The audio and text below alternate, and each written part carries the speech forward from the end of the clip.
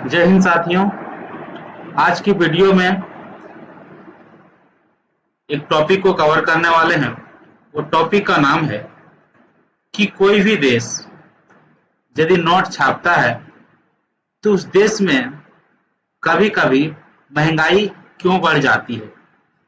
जैसे कि पाकिस्तान में हुआ है, भारत का 100 रुपया वहां पे 250-300 रुपया के बराबर होता है, इसलिए वह महंगाई बढ़ जाती है।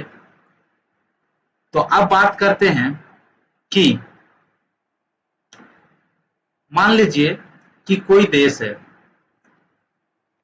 यदि वह 12 लाख का नोट छाप रहा है तो उसके पास 12 लाख का कुछ सामान होना चाहिए, गोल्ड रिजर्व होना चाहिए, या तो इंडस्ट्रीज होना चाहिए, या तो शेयर होना चाहिए। नोट छापने के बाद पता चला कि उसके पास ना कोई गोल्ड रिजर्व है, ना शेयर है, ना तो कोई इंडस्ट्रीज है।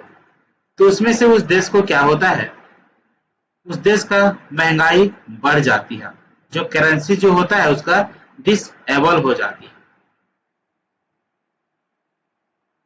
तो कोई भी देश नोट छापता है तो उसका महंगाई कब तक बैलेंस रहता है, यानी कि नहीं बढ़ता है, उसका भी एक प्रारंभिक विधि होती है। जैसे कि नोट छापना है, 12 लाख का नोट छाप रहे हैं तो आपके पास 12 लाख का कुछ होना चाहिए, तब देश का कोई प्रभाव नहीं पड़ता है। यदि आप करेंसी को डिसेबल कर देंगे तो नुकसान ये भी होता है कि दूसरा देश जो होता है आपसे व्यापार करता है, वो भी व्यापार करना बंद कर सकता है, क्योंकि उसको भी पता चल जाएगा कि अब मेरा व्यापार को डुबा देगा, क्योंकि डिसेबल डिसेबल कर दिया है। तो क्या होता है, अब बात करते हैं कि नोट छापने की जो प्रिंटर प्रेस जो होती है वह 4 है, जिनमें से केंद्र सरकार के पास 2 है और आरबीआई के पास 2 है।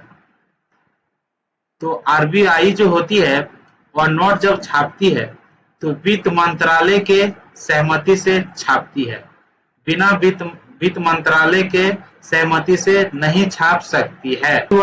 यदि वह छाप सकती है तो 10,000 से ज्यादा नहीं छाप सकती है बिना वित्त मंत्री के परमिशन के, और वह भी एक ही बार 10,000 रुपया छाप सकती है। तो जब नोट छप जाती है, के पास चली जाती है, आरबीआई ने बैंक को दे देता है, तब बैंक ने फिर पब्लिक को देता है। ठीक इसी प्रकार से जब नोटबंदी होती है उस समय पब्लिक लोग